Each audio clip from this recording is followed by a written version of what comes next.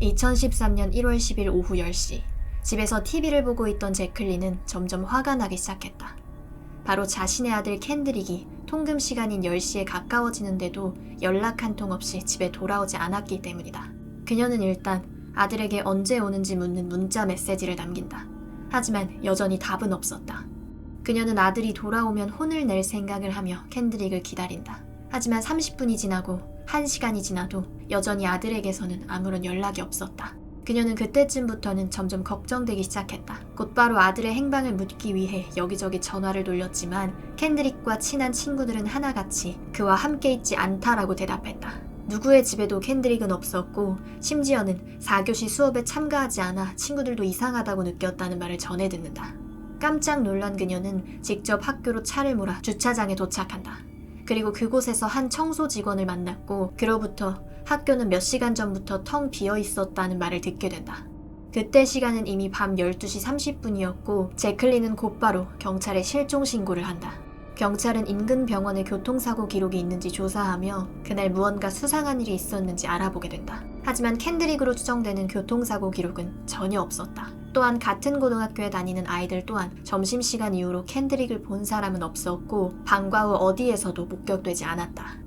그렇게 밤새 고통스러운 시간을 보내며 제클린은 아들에게 무슨 일이 생겼을지 온갖 끔찍한 상상을 하며 괴로워했다. 다음날 아침 경찰은 학교 기록을 확인하여 그가 언제 학교를 나갔는지 확인해본다. 출석 기록에 따르면 그는 오전 수업에는 참석했지만 오후 수업은 전혀 들어가지 않았다. 경찰은 켄드릭이 어디로 갔을지, 혼자 있고 싶어 하는 장소가 있는지 또는 어떤 다른 친구를 만났는지 추적하기로 한다. 하지만 제클린의 말에 따르면 켄드릭은 가족에게 연락도 없이 가출할 만한 아이가 아니었다. 분명 무언가 잘못된 일이 일어난 것이었다. 그렇게 켄드릭 실종 다음 날 오전 10시 30분, 학생들은 다음 교시 수업에 들어가기 시작했다. 이 중에는 체육관에서 진행되는 체육 수업도 있었다. 여러 명의 학생들이 종이 울리기 전까지 관중석에 모여 잡담을 했다. 그들 바로 옆에는 여러 개의 대형 체육 매트가 세워져 있었다. 몇몇의 아이들에게는 이곳이 눈에 덜 띄면서 더 편한 공간으로 여겨졌기 때문에 매트 위에 앉아 시간을 보내는 일이 종종 있었다. 때문에 매트 위에는 사탕 포장지나 음료수 캔 같은 것들이 함께 널브러져 있었다. 그날도 항상 그랬던 것처럼 2명의 아이가 그곳에 앉기 위해 매트 위로 올라갔다. 둘은 편한 자리를 찾기 위해 그 위를 무릎 걸음으로 기어갔다. 그리고 믿기 힘든 장면을 목격하고 만다. 매트 안쪽에서 양말을 신은 2 발이 보였던 것이다. 처음에는 눈을 의심했지만 다시 확인한 순간 공포가 밀려왔다. 분명 누군가가 매트 속에 말려 들어가 있었다. 그들은 즉시 선생님을 불렀고 매트에서 내려왔다. 안에 사람이 있다는 말에 깜짝 놀란 선생님은 주변에 있는 매트 몇 개를 옮기곤 문제의 매트에 접근해 그것을 옆으로 눕혔다. 그리고 그 안을 들여다본 순간 끔찍한 광경을 목격한다. 매트 속에는 한 소년이 있었고 그는 이미 숨져 있었다. 선생은 즉시 학생들을 대피시켰고 경찰을 호출한다. 그 시체는 다름 아닌 켄드릭이었다. 실종된 지 하루 만에 그의 시체가 돌돌 말린 체육 매트 사이에서 발견된 것이다. 그에게 도대체 무슨 일이 있었던 걸까?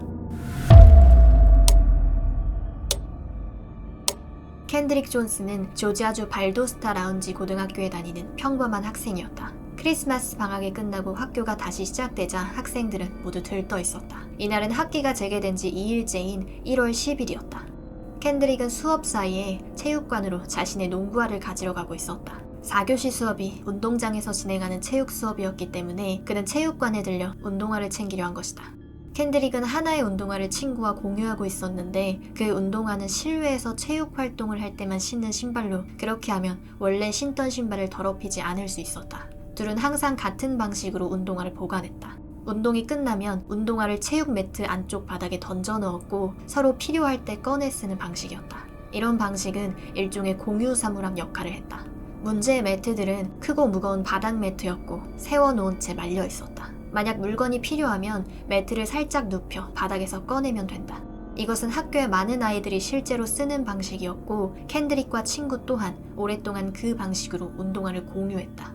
사고 당일 켄드릭이 체육관에 들어선 시각 한쪽에서는 농구 시합이 한창이었다. 그는 신발을 꺼내기 위해 매트 쪽으로 향했고 곧 당황할 수밖에 없었다. 크리스마스 방학 동안 매트 수가 더 늘어나 있었기 때문이다.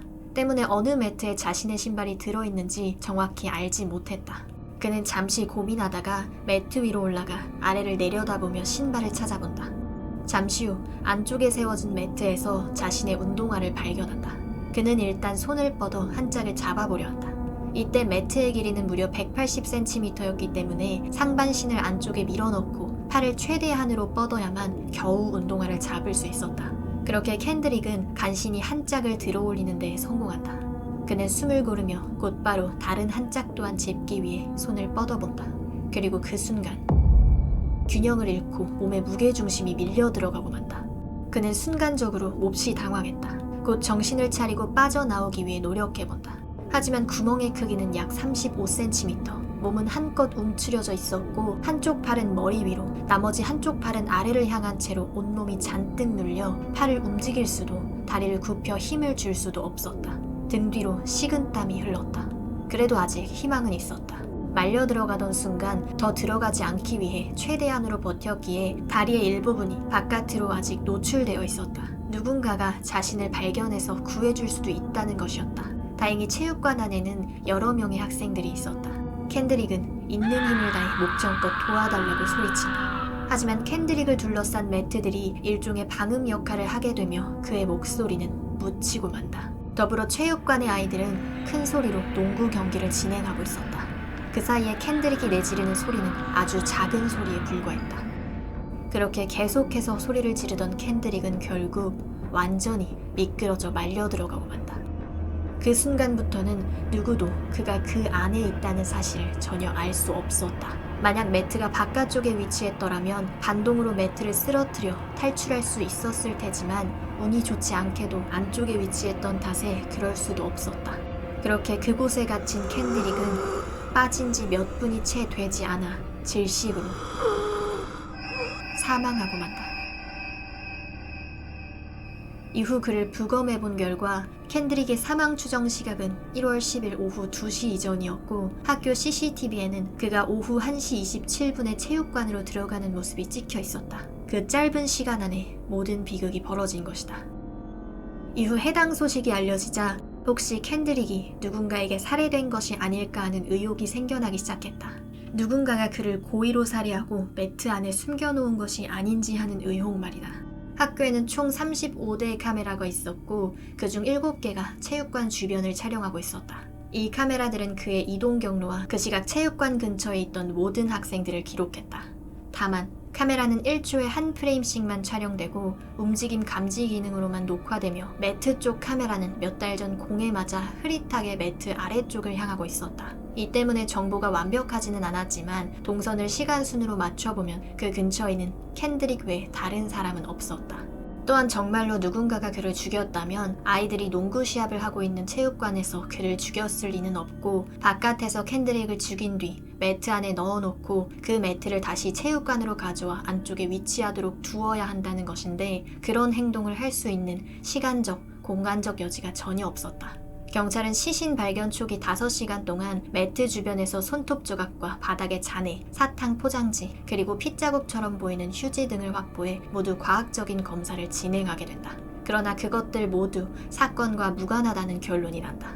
이후 사건은 여러 차례 재수사되었고 부검도 3번이나 진행되었다. 종합적인 증거 분석 결과 이것은 참담한 사고였으며 그 어떤 살인 혐의도 입증되지 않았다. 하지만 이후로도 캔드릭의 가족은 이 사건을 사고로 받아들이지 않았고 누군가가 아들을 해치고 매트에 숨겼다고 주장했다. 가장 큰 이유로 꼽는 것은 시신이 발견되었을 때 몸에 멍과 같은 상처가 있었으며 부검 중 주요 장기를 가족에게 알리지 않고 폐기했다는 점을 들며 강력히 문제를 제기했던 것이다. 이러한 내용은 CBS 뉴스를 통해 기사로도 다뤄져 의혹이 증폭되었는데 이에 대해 수사기관은 부검 중 심각하게 부패된 장기가 있었고 이를 관행에 따라 폐기했을 뿐이라고 해명했다. 그러나 이러한 설명은 가족과 일부 대중에게 충분히 설득력 있게 받아들여지지 않았다. 더불어 캔드릭이 흑인 청소년이었다는 점은 사건을 바라보는 시각에 중요한 영향을 미쳤다. 일부에서는 인종적 편견으로 인해 초기 수사가 철저하게 이루어지지 않은 것이 아니냐는 의혹을 제기하기도 했다. 이러한 의혹들이 맞물려 이 사건은 사고사인지 혹은 타살인지를 두고 오랜 기간 격렬한 논쟁의 중심에 놓이게 된다. 그 논쟁은 수년간 이어졌고 사건 발생 9년 후인 2022년 당시 수사를 담당했던 라운지 카운티 보안관실은 17박스에 달하는 모든 관련 자료를 재검토한 뒤 은폐나 음모는 전혀 없었다라는 공식 발표를 내놓게 된다. 종합해보면 켄드릭 존슨 사건은 단순히 한 청소년의 죽음을 둘러싼 사고 혹은 타살의 논쟁을 넘어선다. 초기 수사의 적절성에 대한 의문, 미국 사법체계에 대한 신뢰 문제, 인종적 맥락, 그리고 유족의 지속적인 진실 규명 요구가 복잡하게 얽혀있는 사건이다. 이러한 이유로 이 사건은 이후에도 여러 차례 재조사 시도와 언론 보도를 통해 반복적으로 조명되었고 여전히 논쟁 속에 남아있는 사건으로 평가되고 있다. 여러분은 이 사건에 대해 어떻게 생각하시나요?